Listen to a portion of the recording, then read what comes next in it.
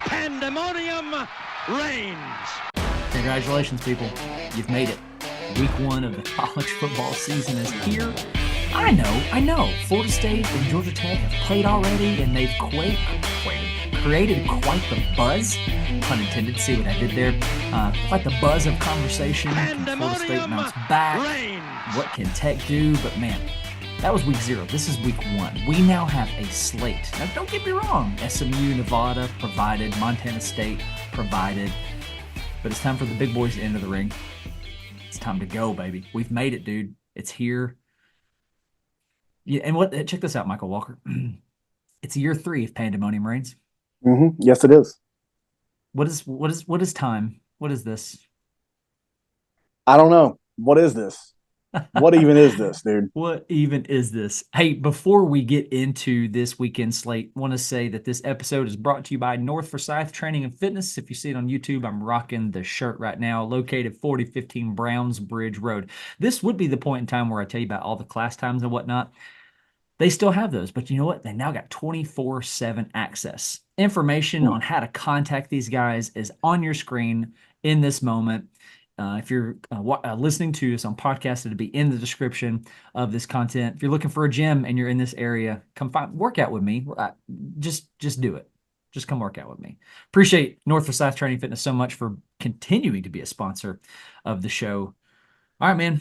You ready to get into this thing? Let's do it. Miami is at Florida. Now, the thing about this game is this. We all know that you're going to watch your team, whether it be Tennessee, Georgia, Alabama, whoever. Outside of that, though, your eyes, your curiosity is going to be in Gainesville, Florida. Hurricanes traveling to Gainesville, just a short little trip up the state of Florida, close to the Panhandle, but not quite because they're in a weird spot because they're weird people. There's jean shorts. There's all kinds of weird things. We got Miami. 2.5 going into the swamp. But the ESPN FBI, the matchup predictor, it's got Gators. 57.5, man. What is that? Man, I can't make heads or tails of that. I mean, yes, we've previewed both of these teams, I believe. We know that Miami could drop the ball. We know that Florida could be like better than expected in the 7-5 realm, possibly 8 if they literally captured lightning in a bottle and played a perfect season of football. But it does not make sense to me. It doesn't make sense to me. I like where the Miami roster is at better. I might even like Cristobal better. And there's plenty of questions on both head coaches, man. I don't understand. You know, the FBI is one of those great mysteries. I think it's one of the 8, maybe the 8th wonder of the world is what some philosophers are saying. But I don't know, man. That doesn't really resonate with me. Because I just don't see it. I don't see what Florida's brought in, what they've proven, versus what Miami has brought in. And Lord, they loaded up in the portal. We all know it, but it doesn't add up for me. Yeah, the ESPN matchup predictor is about as good as ESPN's recruiting services in my mind. Yeah, and I even questioned while I was giving that little spiel, like, are they just pulling what these guys were ranked, whether they were transfers, whether they were high school guys coming out, and saying, Florida's roster is that much better, even if it's young? I don't think they were. If they were, then I trust that even less because of their recruiting. The way that they profile guys, the way how poorly they do it of late, of the past half decade or more. Yeah. But yeah, still a very interesting and odd number for me. Yeah, no doubt. I like that you mentioned Cristobal and basically who you trust more, and I'm going to lean Mario there. However, if they get up and it's late in the game, are they going to knee? Results may vary, okay? I love that. Results may vary. So your X factor for me, I think what's going to dictate this is that environment versus Cam Ward. Yeah. Florida hasn't done anything yet. It's game 1. It's not like we're mid-season here and, the wind's been knocked out of them a little bit. Can Cam Ward come in and take over the environment? He is playing the most valuable position on a football team. Okay. So it feels like it's him against the stadium. Can he do it? Can he overcome that? If he can make enough plays and take the volume out of that stadium, obviously I like Miami. I'm I'm curious to know why. Answer this. Why do you think that spread leans 2.5 in Miami's favor? So I wonder, and let's actually, that's a great question leading into the season because, well, for one, it's going to be just like the NFL, just like so many sports at this point of the season. There is so much unknown with the portal, with the insane free agency style. It's going to be even more unknown. I think Vegas is going to be guessing a lot. Now we know 2.5, 3 is what you usually see home field advantage be good for. So that's not saying a ton about where this is because Miami's already favored and they're on the road. But I think Vegas is going to be doing a lot of guessing here. And that's a small number, which again, even more indicates no confidence in this number is what I'm kind of feeling about that number. Yeah, yeah. Do you think that Cam can overcome the stadium? Yeah, I mean, this is going to be the best environment he's ever played in, probably hands down. Oregon State, even the teams that they played against, Oregon, and obviously that's a huge rivalry and a great environment. But welcome to prime time. Welcome to the SEC. Here it is. You know what I mean? This is like, again, top 2 at worst environment that he's played in. Mm-hmm. And I'm with you. I love that being the X factor. I think another thing that I like about Miami is I trust their run game versus Florida's run game, their run defense even to help Cam get into the game, to get into the flow of the game, to get going in this new offense and all of the new. Everything is new for Cam. I think I like the run game matchups a ton for Miami, both offensively, heck, defensively, because Florida's very limited in the run game as they are across the board, at least in proven weapons. But I think I really like that to help get Cam going and kind of figure things out here in the early parts of this game. I got you. What do you think this one comes down to? I think it just comes down to I don't think Florida has the horses, man. I don't think let's say this. I think Florida has to build a 2-touchdown lead, 10 to 14-point lead, rather, to have a chance at winning this game. At that point, they're happy dinking and dunking because that's what they're going to do anyway based on last year, unless they bring in DJ to do some things that, maybe they like for him to go in and run. I don't know. I don't think that'll be the smartest move here in this game. But unless Florida gets out 10, 14 somehow, I think Miami's going to be content keeping everything in front, forcing them to execute when the field shrinks down and get 7 instead of 3. And I don't think Florida's built to do that, even though the games are going to be sped up this year with the rule changes. I don't think they're built to do that. And I like the pieces way too much for the Hurricanes more than I do the Gators. Yeah, I'm with you. I think the narrative on this one is I just don't think you're going to have a lot of big plays, big explosive plays. Yeah. I look for both of these squads to put long drives together, especially Florida. Yeah. I'm going to be looking for Miami to utilize the heck out of Damian Martinez, run him until Florida proves that they can stop it. The difference maker for me, like you said, the horses, the main horse being Cam Ward. I like for them to overcome the swamp. I can see this coming down to the final minutes. I can see this being a Miami winning this game on a walk-off field goal. I don't see anything more than a 10-point difference here. Yeah. 10 almost feels excessive. I would almost say one score. But I'm going to say that Miami wins this game. They cover. They cover the 2.5 by 3.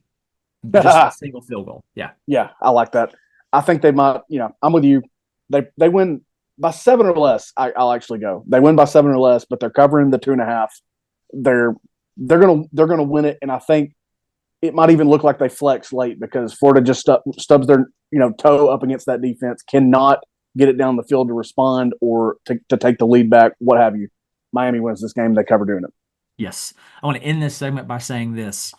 Everyone needs to tune in this one because this is an annual rivalry that we need. We need this one. We need this one to be annual, so make sure you're tuning in this one. ESPN, ABC, no CBS. I don't think it'd be the case anyway. 3:30. Oh, you got one more thing. One more thing, yes. 3:30 in America's desert, Gainesville, Florida. That's another factor here, actually. If bodies start dropping, Florida cannot withstand that. They can't withstand it. And literally, good luck to the fans in the stadium. 3:30 in the dadgum heat of the day, man. seriously, hydrate, boys. Get your mustard in. Get your freaking Gatorade in. Be ready for it because this is going to be unbearable. Eat your bananas and go Canes. What a narrative we have surrounding this one. Riley Leonard versus his old ball coach, Mike Elko. Texas A&M hosting the Fighting Irish. Number 7 Irish, number 20 A&M. We have a spread of -3 in the Aggie favor. We have an ESPN FBI matchup predictor favoring the Irish. Again, Vegas and ESPN disagreeing here. With 58.8%, we got an over-under of 46.5. Let me just tell you this. Here's how I want to start this off. There's going to be one person who really takes this game on the chin when it's all said and done. You want to take a shot at who it is? For me, it's Riley Leonard, man. Not me. Okay.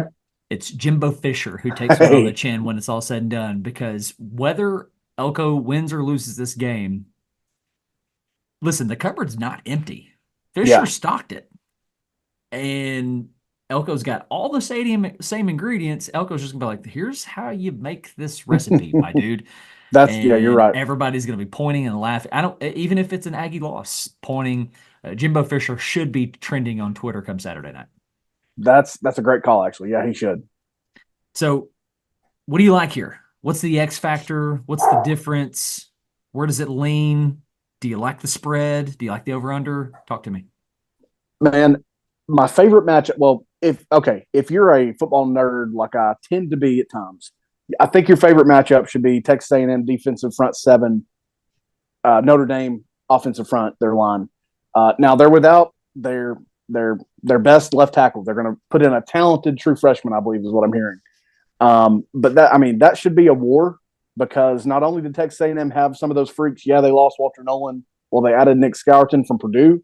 And again, going back to what you said, the cupboard is anything but bare, and especially was Jimbo doing the work in the defensive front. So, man, those linebackers, those defensive linemen for TAMU, that's what I like. I actually think I like it so much that it's going to have me leaning Texas A&M. I'm kind of going to see if you change my mind here in a minute, and not to spoil the outcome already, but that for me is the biggest thing. The environment is going to be Notre Dame's going to think they're playing on Mars. Not that they don't play in some big environments, but it's going to be rowdy for a coach that should demand and should produce some really good results as the years go. In Mike Elko, he should be fired up. He's playing against his former quarterback. I believe Leonard, correct me if I'm wrong, Leonard was out the door before Elko was out the door, right? Couldn't tell you. I don't remember, but that sounds right. In my mind, that's the way I remember it, which, I mean, come on, Notre Dame, like they're kind of the tampering kings of quarterbacks. It seems like whatever. It's happening rampantly across the sport. They're not the only ones doing it. We know that. But again, Elko should be fired up. All 150,000 or so that Kyle Fields holds these days are going to be fired up for the new era, for all the big shiny new toys, and the ones that were already there, frankly. And again, good luck to Notre Dame dealing with this environment. No, I think those are solid points. I'm struggling to find things that favor the Irish. I mean, you're talking about Marcus Freeman, year 2. Mike Elko, year 1. You're talking about a defensive-minded guy versus an offensive-minded guy. Notre Dame is not shy on talent. I don't know that they have quite the cupboard that of Texas A&M. Yeah. You're talking about Riley Leonard, who the world saw week 1 last year on what he's capable of doing. You've got Weigman, who supposedly has this incredibly high ceiling that we haven't quite seen yet. So I think this game comes down to 2 things. And all those things that I just mentioned. Which coach outcoaches the other? Which quarterback outplays the other? I think Aggieland's going to be on fire. Who overcomes? Who overcomes the situation? I won't be surprised if the Irish somehow sneak down into Texas and pull this out. But the paper says to go with the Aggies. Vegas says to go with the Aggies. I'm going to take A&M, and I'm going to do it with them covering. Okay, yeah. And again, we've talked about it already, but the line here is literally Kyle Field. That is the advantage, -3. That's what that is. I'm with you, man. I think the team's speed. I think the team's strength, for that matter. And look, I still like the Notre Dame offensive line, even with the guy that they lost. But I just think it's going to be a little bit too much. And by the way, can you believe this is actually already year 3 for Marcus Freeman? Is it really? Good yeah, Lord. This is year 3 already. I had to really think, and I went and checked a moment ago. But even still, man, I think the shine of that Texas A&M roster could really show up. It could really stifle some of the Notre Dame attacks and the things they want to do. Maybe their lack of speed in some areas, like we've seen them be bit by before. Excuse me. I'm going to say Texas A&M. Yeah, I think they cover this as well because it's so low. I think this one as well. I think you'll see, and we know that Weigman has a big arm. We've been told that, like you said. But I think we're going to see a lot of drives, a lot of driving of the field, not a lot of chunks being eaten out of the grass. You know what I mean? I think it's going to be kind of like that Florida-Miami aspect, not to the extent that Billy Napier may want to do, but I don't think you're going to see the explosion unless it's big runs being hit. One of these offensive lines opening up a gap for a back. I don't think it's going to be, just chucking it down the field unless something weird kind of happens that I'm not seeing just yet. But yeah, man, I like Elko. I like these Aggies to get off on the right foot for this era. All right, 2 things before we close this segment. 2 things to remember. 1, the offense coordinator in Aggieland, Colin Klein, who is proving to be a rising name. I mean, I think it's a matter of time. Oh, yeah. 3 to 5 more years before he's a head coach. For sure. And another thing you need to consider, which goes against the Aggies, is it's year 1, brand new scheme, whereas the Irish are playing a few years. They should be playing. You should see the Irish playing faster. Yeah. But we all know how that goes. Nonetheless, tune into it 7:30. Texas A&M hosting the Irish. We are both taking the Aggies. Clemson, Georgia, Mercedes-Benz. Georgia, 13.5-point favorites. Also favored by ESPN, 82.3%. I think what catches my attention the most here, bro, that spread, that over-under of 48.5. What do you make of that? Man, and I wish I'd had the foresight to look at this for Florida State and Georgia Tech. That's the new rules, man. I mean, again, this is like the 3rd episode. I think I've talked about it within a week's time. But Florida State got like 2 possessions in the second half, man. Teams are going to be able to do that if they play their cards right. If they, wear down the play clock and they're picking up first downs, they are going to be able to really end the game. And I think you're going to see some really low over-unders, and I think you're going to see a lot of unders while we see how, how game management can be in college, while we see how they pick up managing the games, even with in-helmet communication, all of that, it's often the coaches as much as it is the players who mess up the game management, the down and distances to go for, do I kick it, do I go, yada, yada, all the analytical things. We see the coaches mess it up, obviously, as much as the players, if not more. And I think you're going to see a lot of low over-unders this season as a result of it until, we see, again, how adaptations are made to these rules, finally. I hear you, dude. I hear you. I got another question for you. Okay. All right. So I think we know what to anticipate out of Georgia. Yes. Schematically, style, pace, tendencies, all the things. You and I spoke about, I believe it was the Auburn-Georgia game, going into that one last year. Auburn's going to play with house money. They're going to let it rip, let it play. At what point do we start seeing Dabo playing a little looser? And if it does come to it where he decides to do these things, why is it not this game? Dude, why is it not this one? Again, just using the FPI, the betting spreads that we talked about, as confused as I was about our prior two FPIs, I'm that confused about why Dabo doesn't open. Let it rip, my guy. Let it rip. That's how you lure the big, just receivers. That's how you lure those big receivers that you made your cash on in the last decade. That's how you get those guys back, man. You let it rip. You create space and plays for those guys. You've tried to be aggressive with your offensive coordinator hire. It should work to me. I mean, it worked at TCU. I don't see why it can't work at Clemson with a bright offensive mind with a Riley for all freaking. I mean, the Rileys, they're brilliant. They're brilliant football minds. Why not trust the guy and let it rip? Now, maybe we find out, let's say another graduating class from now, maybe 4 years goes by, and we look back and we say it was Cade Klubnik. Maybe that was the reason. I don't think so.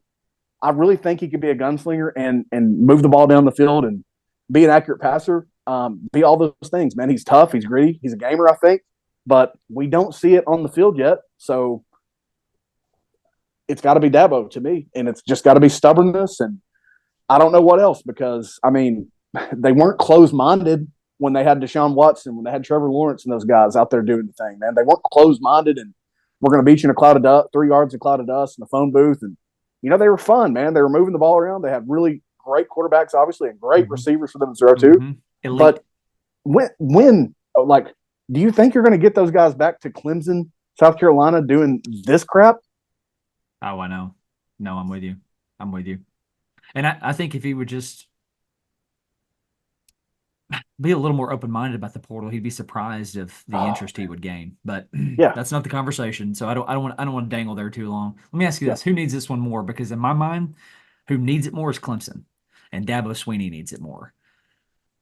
If Georgia loses this game, I don't think your fan base is out on you. I think if Clemson loses this game, I don't think that your fan base is out on you, but it's starting to become like sand in your hands.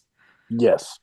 And it's not the matter. It's not because you've lost games. It's the manner in which you've lost games and the way you handle off season, the way you're managing your roster, and just refusing to adapt and being stubborn. And he's got his way of doing things. And if that's your argument, and if that's the spine you're going to have, I applaud you for having a spine. But at some point, that has to win you some of these games. I get it. It's Georgia. It's Georgia who is title winners 2 out of the last 3 years, right? And if they're in it in 23, probably in the title game, you have to like their chances, okay? Yep. You could be talking 3 out of 3. I know. So I know that it's Georgia. But if you come out here and you allow Georgia to cover this, if I'm a Clemson faithful, if you're Tyler and Spartanburg, if I'm Tyler and Spartanburg, seriously, I mean, I hate to say it, but at some point, it's got to come down to, dude, change your philosophy or go. Yeah, I mean, isn't it kind of like it? Okay, if it's not there yet, let's say Michigan beats Ohio State this year. Is it? I mean, and the reception for Ryan Day, if you lose 4 in a row, is that correct? If they lose this one, I think 1, 2, 3, 4. Yes. Well, they didn't play in 2020. 21, 22, 23, 24 is what that would be, right? Yes, math is hard. Again, let's just carry that situation to Clemson in big games, okay? Because you're probably going to roll the ball out and win a lot of boring games. If things are bad this year, you're probably still going to out-talent a lot of teams, and you're going to win 8, 9 games probably by minimum effort. But the big games, man, the ones that matter like this, I'm with you.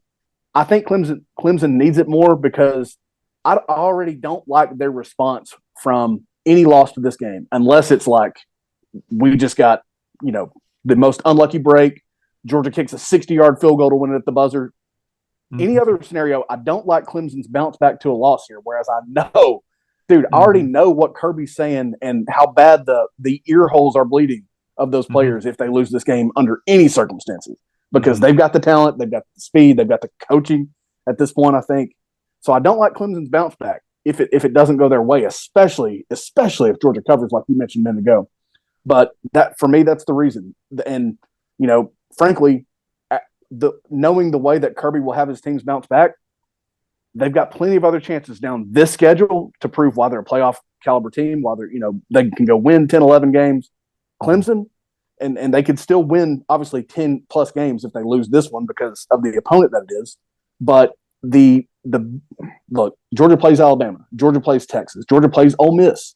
Clemson doesn't have that. They've got, Florida State, Miami, as we know of, in the realm of theoretical playoff contenders at the beginning of this year. Is that right? App State, NC State, Stanford, Florida State, Wake Forest, Virginia, Louisville, Virginia Tech, Pitt, Citadel, South Carolina. I've forgotten their schedule altogether. Never mind. I disregard.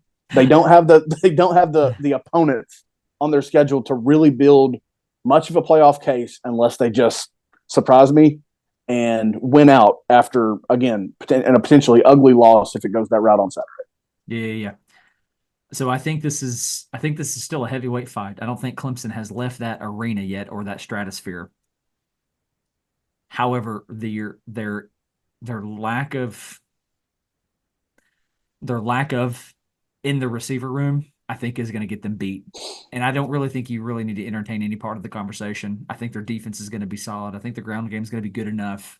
Quarterback play, we shall see. But they just don't have the receivers. I think Georgia can make them one-dimensional, and I look for Georgia to cover. Yeah, I mean, I think I've been telling anybody and everybody that I would probably take Georgia up to 20 points in this one. That's just the way that I think these teams are trending. That's the talent gap at the most important positions, especially offensively, obviously in quarterback.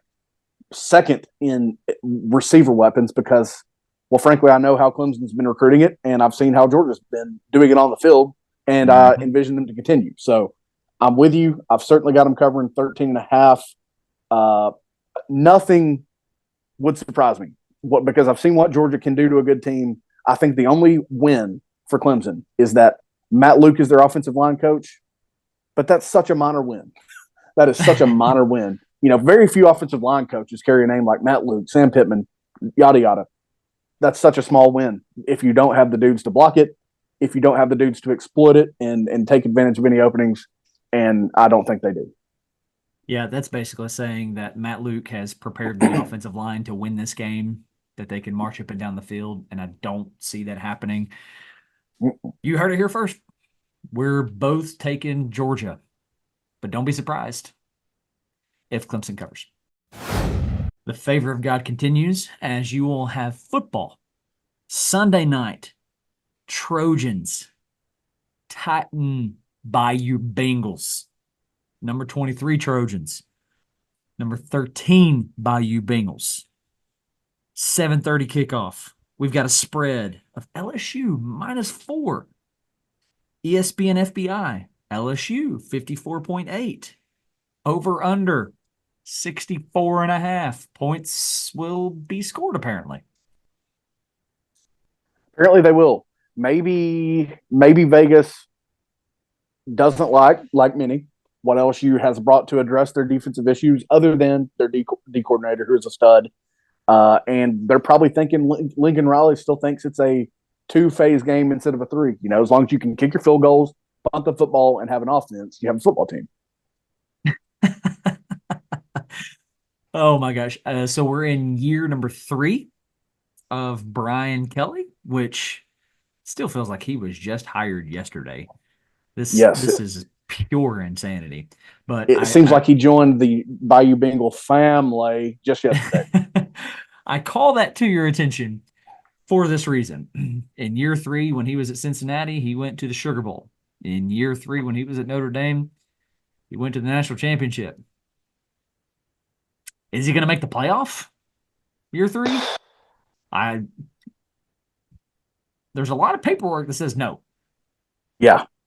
You lost Jaden Daniels. You lost Malik Neighbors. Here we go. You lost a lot of offensive production. You have Harold Perkins returning on the defensive side, but did you get the whole thing corrected schematically?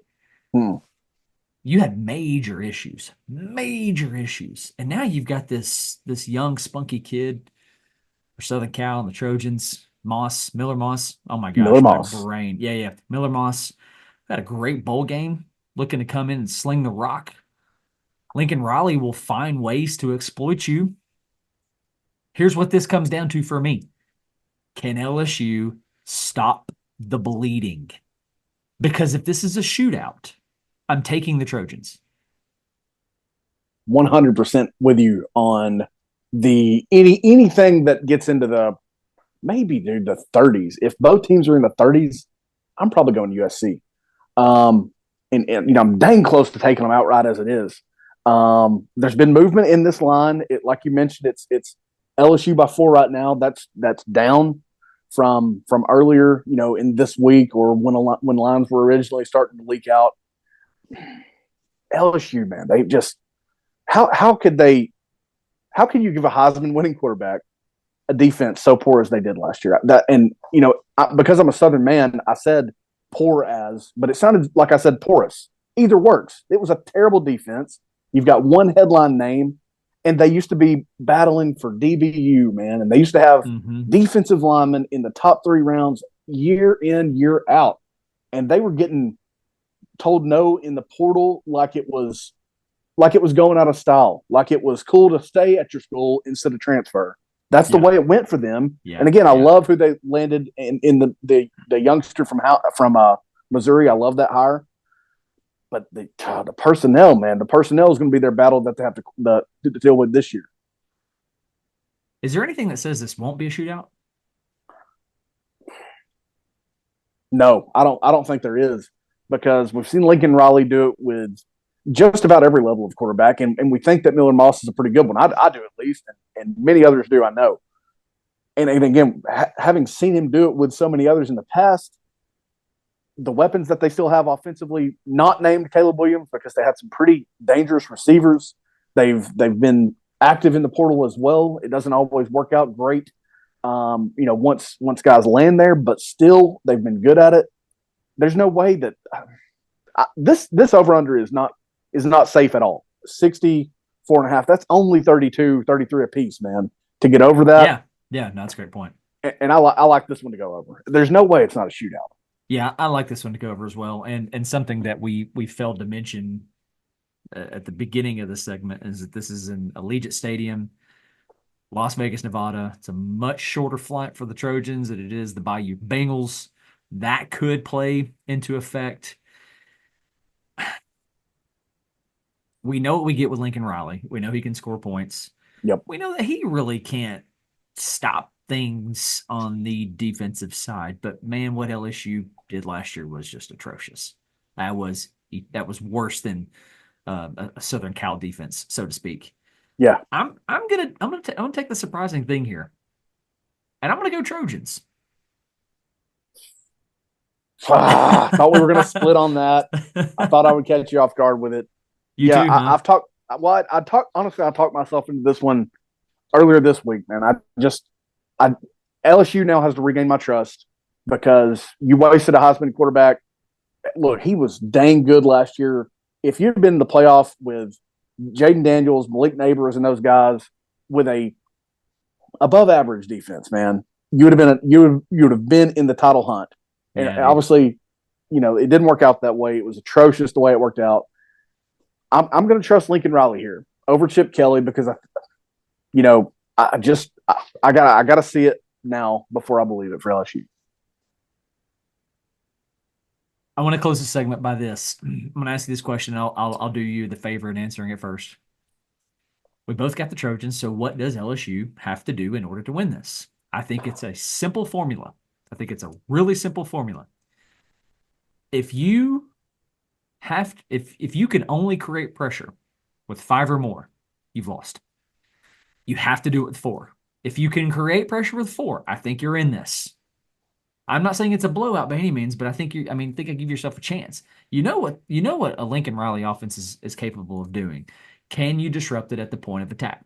Can you disrupt it in the trenches? If you cannot do that, the 64.5 might cover itself by the Trojans alone. Yeah. Obviously, honestly, it's an exaggeration, but you get my point. Yeah. Seriously, though, that if they can't do something, and force 2 punts a half with not having to blitz their pants off with rushing 4, USC is going to light that scoreboard up. They're going to wear it out. Yeah, dude. And again, man, I don't know how you do it because you've missed me. Even talking about the stud that Perkins is, I don't know. They haven't used him correctly. Surely this guy will. But, yeah, they've got to get pressure with 4. They've got to somehow get back to their old selves, how we knew them as LSU in the defensive secondary all across the field. And I just don't trust them yet. I got you, man. Hey, looks like we're both taking the Trojans. Nobody's chanting SEC here.